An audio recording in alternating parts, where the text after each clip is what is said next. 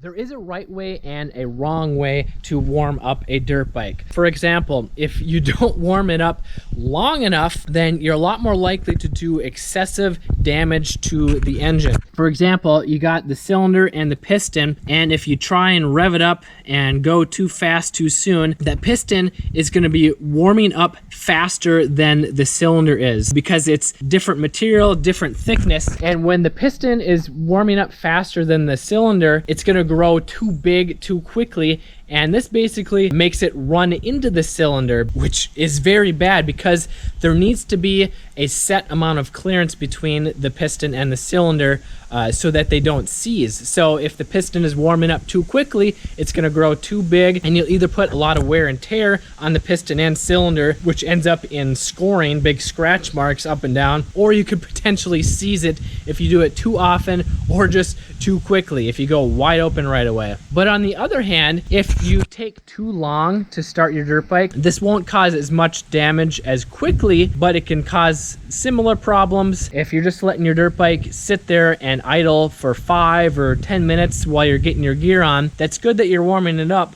but if you take too long, dirt bikes, whether it's air cooled or liquid cooled, especially if it's liquid cooled, they need air going past them. So if you don't have a fan on it, the bike is going to get really hot, and you may even see coolant come out the overflow or the head pipe. It'll get cherry red hot. Now this one has a guard on it, so it's hard to see, but if the head pipe is getting red hot, that could mean that the jetting is off, it's too lean, but it's usually just from idling too long or going too slow for too long, because the engine, the radiators, they need air circulating past them to cool them down. That's how dirt bikes were designed. They're not meant to sit and idle for 5, 10, 20 minutes at a time like your daily driver car is. So what is the right amount of time? Well, it really depends on the bike that you have. Older air-cooled, carbureted 4-stroke dirt bikes or 2-stroke, they generally are more cold-blooded, means they are a little bit harder to start when cold, and they take a little bit longer to warm up, where like a modern liquid cooled 4-stroke motocross or enduro bike, they heat up really quickly because they just naturally run hot, but they also require more airflow to keep them cool. So what I do, and what I've never had a problem with when warming up my bikes, is I start it for the first time when the engine is cold, and sometimes I have to keep blipping the gas, the throttle a little bit to keep it running.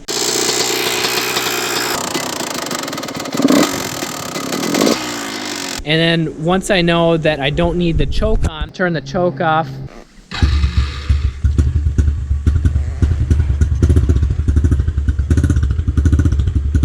Sometimes it's a few seconds, sometimes it's a couple minutes, especially if it's cold outside, like under 50 degrees Fahrenheit. And then after letting it idle, just blipping the throttle for a minute or two. And if I'm ready, I hop on the bike and I put it in gear and I start riding slowly, low RPMs. So like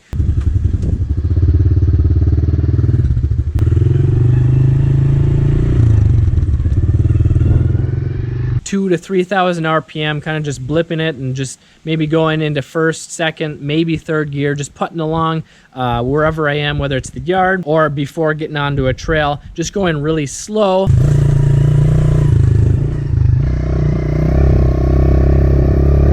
And you can also stick your hand down and touch the engine, just tap it lightly to make sure it's not too hot. And if you can hold your hand there for a few seconds and it's not gonna burn you, then the engine is not fully warmed up yet. It may be getting warm, but it's not ready for you to hold the throttle wide open. And if you have a liquid cooled bike, you can also feel the radiators to see how hot they are. So if it's been a couple minutes, you've been riding around, shifting through the gears, putting around, and you feel like, oh, I think it's ready, you can start to give it more gas.